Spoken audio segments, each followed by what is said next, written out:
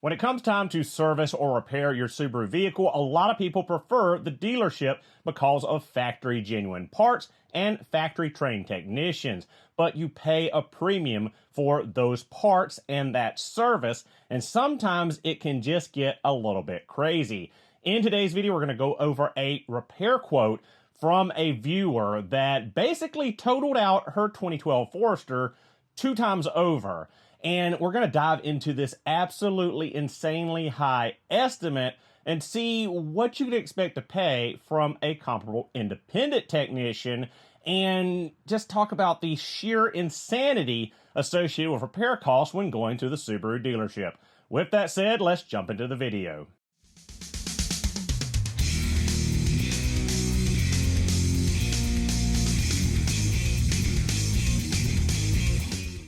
So guys, this is not hyperbole. This is not clickbait. The estimate for this 2012 Forester with 155,000 miles on it is double the value of the car right now. This car blue books for about $4,500, $5,500, depending on condition and location. This repair estimate was for $9,500. Now we're going to go through the repair estimate top to bottom, pricing, what they detailed for the price, and then give a price breakdown from someone like myself doing the work instead. So let's go ahead and get into this list. I'll try to put it up on the screen so you can follow along. So first off is an oil change with filter. There is an inspection, tire rotation, etc. for $169.95. That is honestly not that bad, especially synthetic oil, doing the multi-point inspection, doing a full fuel system treatment, as well as a tire rotation. That is pretty much in line, nothing out of the ordinary. Now, the next issue is a little bit on the insane side, in my opinion, especially after I priced out the same job had this customer brought it to me. Now, this is an issue with the AC system, and as it says on the quote, found AC compressor is locked up, internal components have seized, and found O-ring leaking at the expansion valve. The dryer filter is in the condenser and is contaminated with metal debris from the blown up compressor. Well, that's if the compressor actually blew up, or if the clutch seized on the front. I didn't see the car, so I'm going with it needs a compressor anyway. Recommend the replacement of the AC compressor, condenser, and 6 O-rings. Now, I want to go on ahead and put a thermal expansion valve on there just the same, because sometimes stuff can get trapped in that. Now, that came out to $3,146.69, which I think is quite high for an AC compressor replacement. Again, especially given that the car is a 2012, 155,000 miles, and only worth $4,500 to $5,500. Now, I know at the end of the day, when a dealership or an auto repair shop quotes out a repair, it is based on the hours allotted, the tools, and the parts required. It does not come down to, well, this isn't worth it on this vehicle to this customer, I'm not going to charge them that much. I know that's not how it works, but at the end of the day, it's a little bit ridiculous to see a quote that totals $9,421, basically $9,500 for a car of this age, mileage, and value. So with the AC repair, we'll get into that in a minute. We're gonna go through this full list, then we'll go and look at my quote. So next up, we have a multi-point inspection for free. We've got tag lights, license plate light bulbs, burn out, almost $60, $58.63. Those bulbs are $1 each, maybe. Most dealers buy generic bulbs in bulk. So 50 cents to $1, $1.50 a bulb, maybe $2 for the generic style bulbs that aren't, a headlight bulb. Seems a bit high, $60 for the tag lights. We got both front marker lamps out as well, another $60 for those. And then we have a right side headlight bulb not working or burn out. That is $68.77. Now again, these are kind of high, could be DIY'd. There's a gray area there, but if you're just taking it to the dealership, the technician still has to make his hours. He still has to get paid for his work in replacing that bulb, so I understand the charges associated with it. Next up, we've got replace the cabin air filter for $80, $79.95. A little bit steep, especially when it's so easy to DIY. That would probably be recommendation for me is, hey, Go down to the parts house, grab you a filter for 30 bucks, pop it in behind the glove box, you know. But some people don't want to deal with it. Totally understand that as well. Next up is another one that's a little bit insane to me. Its front control arm bushings are worn and torn. Recommend replacing all 4 bushings and an alignment. $1,475.41. Now, these bushings, we've done videos in the past on, are notorious for failing just due to the change in the design. They have a lot of tension on them, and they tear out. The rubber separates from the metal. Now, this is... It's 4 bushings. There's 2 on each control arm. They are $30, $35, $40, give or take. I think the big bushings are $40 a piece, and the small ones are $30 a piece. List price from the dealer. So it's not that much labor to press these in and out. And an alignment's normally $100. So I'm not sure exactly where they're getting this $1,475 from. I don't, because I quoted way less than that. Next, we have found oil leaking from valve covers. Recommend replacement of both valve cover gaskets. $1,555.58. Now, based on the price, that's solely the cam covers, the actual cam cover / valve cover. That is a molded gasket, 6 bolts, 8 bolts to get it off, the 2 coil packs removed, your spark plug tube seals. This is not cam carrier. This is too cheap to be a cam carrier reseal. This is a 2012, so it'll be an FB series engine. So $1,500 for 2 $35 molded gaskets and 4 $10 molded spark plug tube seals, a little bit of RTV, and maybe 4 hours, 4.55 hours of labor. $1,555 seems quite high to me. Next up, we've got the right rear sway bar bushing is worn excessively. Movement in the sway bar. Recommend replace both sway bar bushings. $348. The sway bar bushings, I think, are sold as a pair or individually for about $20 a piece, and it's probably less than an hour labor. It is literally 2 bolts on either side. Last I recalled on a 2012 Forester. Should be 2 bolts. Pull down the little clip, pull the bushing off of the sway bar, pop the new bushing on, put the clip back on, and tighten the 2 bolts. That seems a little bit high at $350 nearly, but again, you know, the technician has to make their money, the dealer has to make their money. Their pricing is their pricing. Just me looking at it from an outside perspective seems a little bit high. Next up, we've got the right front fog lamp is cracked. The lens is cracked. Recommend replacing the assembly, which is the only thing you can do. $402.35. That's pretty much in line. That housing, I believe, is almost $250 on itself, plus the labor to get in there and get it. It's not that hard to change it out, honestly, if I recall correctly on this body style. But, you know, hit and miss. This one is quite insane as well. Found exhaust leak from the wide pipe. Need to replace the wide pipe and both rear mufflers. Wide pipe has been welded to the rear mufflers. $2,057.13. Well, I looked online, and the wide pipe and the mufflers are discontinued as an OEM part through Subaru, unless I looked it up wrong. It looks like it's discontinued. I found aftermarket Walker exhaust components on Amazon for under $500, and it's likely an hour or 2 of labor, so I think that's an exorbitant price tag there. Most likely they were going to order aftermarket exhaust components and charge factory OEM prices based on this estimate, but again, speculation. I'm going to blur out the name of the customer and the dealership, as you already see, because we're not throwing shade at anyone. We're just using it as an example because this viewer reached out to me asking for a consult, asking if this prices seemed high, asking for a recommendation for, you know, getting this stuff done at a cheaper price from someone qualified to do it. And again, the total is $9,421.31.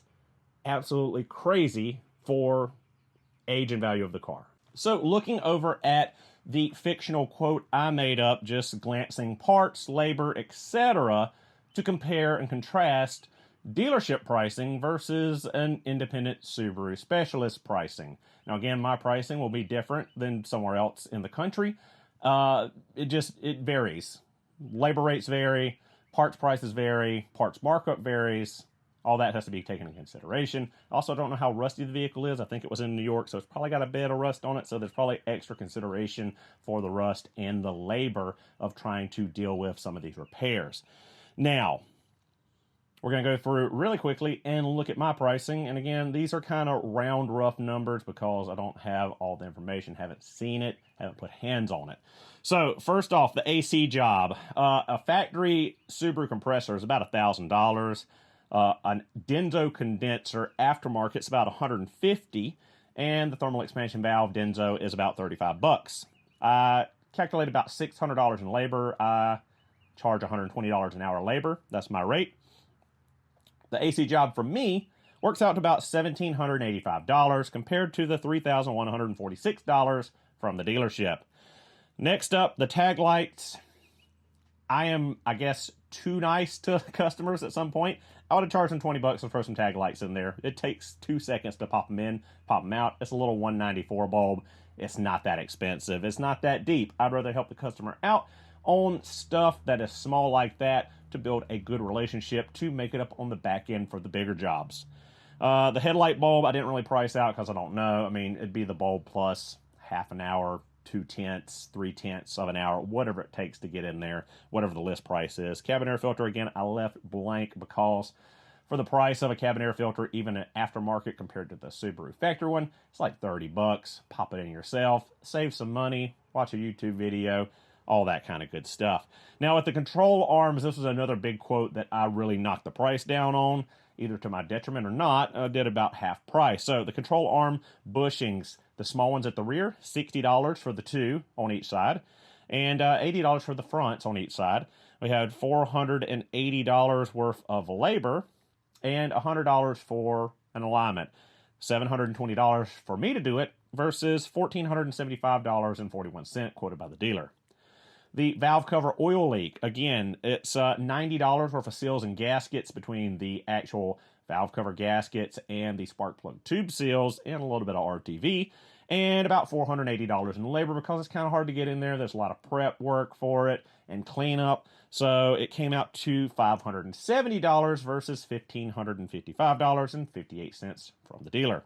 Sway bar bushings I looked up were $20 a piece, 1 hour labor, $120, so $140 complete versus $348.22 from the dealer. Fog light I looked up was $180 for the actual light assembly itself, $120 labor, an hour to throw it in there because it's literally just like 3 clips, pull the splash guard, inner fender liner out, and I think it's 2 screws or 2 bolts, and you pop it out in a pigtail for the light. So I came out to $300, saving $102.35 over the dealer estimate.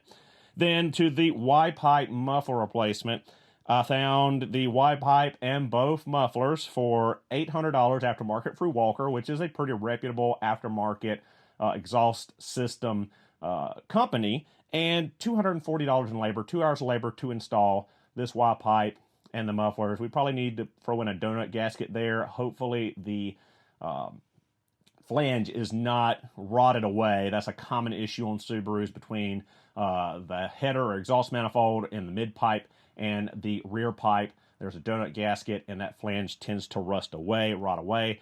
Given that in the original estimate, they had already welded the mufflers directly to the Y pipe, that connection failed. Likely the upper one did as well, so we might have to put a mid pipe in there. Maybe that's why their quote was higher, but came out to $1,000 or $1,040 compared to $2,057.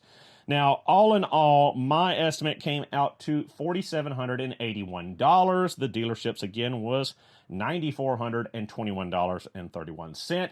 That is a total savings of $4,640.31 by going with an independent repair specialist versus the Subaru dealership. Now, at the end of the day, my quote still totals out the Forester because of the age, the mileage, and likely rust and condition of it. Am I saying that I am better than the dealership because my price is half price? Absolutely not. Am I saying that you should skip dealers and only go independent? I'm not saying that as well. I am doing this just as a breakdown to show the price difference between going to an independent repair specialist and the Subaru dealership, and how a lot of dealerships have gotten insane with the pricing for services and repairs that have made a lot of people realize that, you know, I think it might be a tactic that they go in and they get this quote for $9,500. Well, my car's only worth $4,500 to $5,500. Why would I put that money into this old car when, then they come out with the salesman, hey, we'll give you this amount on the trade-in. Come look at this new Forester. We got 2025s coming in on deals because the 2026s are rolling out. I think there's a lot of back and forth between the sales department and the service department, especially when people bring in older cars.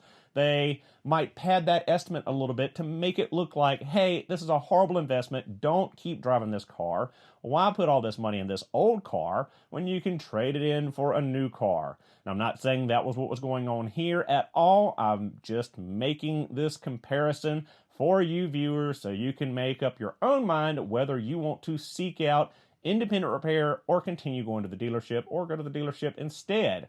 It's just a breakdown of differences in pricing and, just me being flabbergasted this week at the insane amount of this repair estimate. Now, it's not the first time I've seen a gigantic repair estimate on an older car, but I wanted to make the video to highlight it. So guys, there you have it. The dealership's repair quote went ahead and totaled this car out 2 times over, whereas the independent only totaled it out once. At the end of the day, you have to weigh your options and consider, is it worth putting the money in the old car or is it worth buying something newer? There's always balances and checks that need to be done. Always think with your head. Always get second opinions if you're concerned about a repair estimate being too high.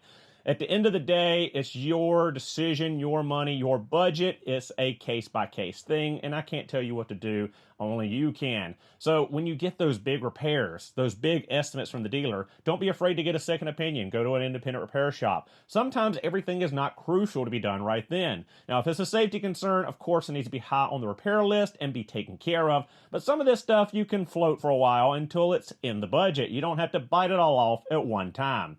With that said, let me know your thoughts and feelings on this in the comment section below.